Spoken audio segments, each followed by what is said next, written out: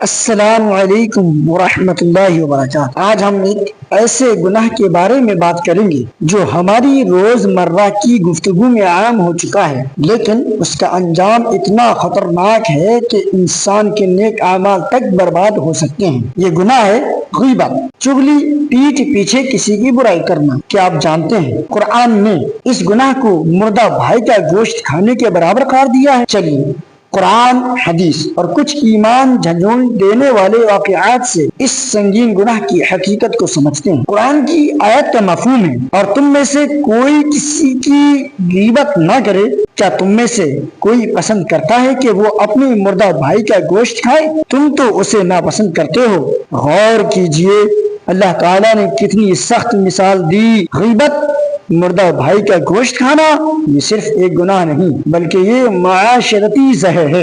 رسول اللہ صلی اللہ علیہ وسلم نے فرمایا، کیا تم جانتے ہو غیبت کیا ہے؟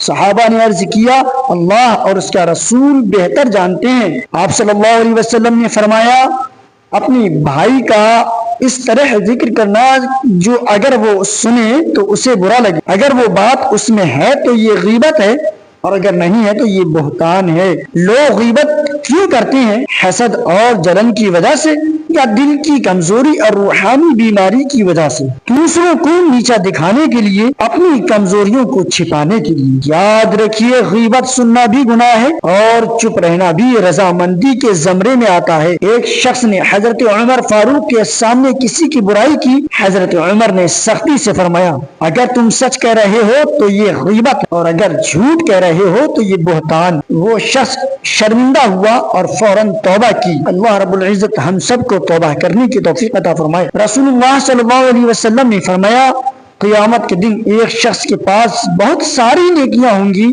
لیکن اس نے دنیا میں فلاں کی غیبت کی ہوگی تو اس کی نیکیاں اس کو دے دی جائیں گی، یہاں تک کہ وہ خالی ہو جائے گا، اور پھر دوسروں کے گناہ اس پر ڈال دیے جائیں گے اور اسے جہنم میں ڈال دیا جائے گا۔ غیبت سے بچنے کے طریقے: اللہ کا خوف دل میں پیدا کیجئے، ذکر و اذکار اور قرآن کی تلاوت کیجئے۔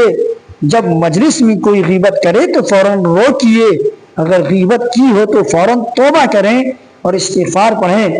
جس کی غیبت کی ہے اس سے معافی مانگیں یا اس کے لیے دعا کریں۔ میرے عزیز بھائیوں اور بہنوں، غیبت صرف ایک گناہ نہیں بلکہ یہ ایک عبادتوں کی بربادی کا راستہ ہے۔ ہم ہر روز نماز پڑھتے ہیں، صدقہ کرتے ہیں، روزہ رکھتے ہیں، لیکن اگر ہم کسی کی غیبت کرتے ہیں تو ہم اپنے نیک اعمال خود ہی ضائع کر رہے ہوتے ہیں۔ آئیے آج ہی توبہ کریں، اپنی زبان کی حفاظت کریں اور معاشرے کو غیبت جیسی لعنت سے پاک کرنے میں کردار ادا کریں۔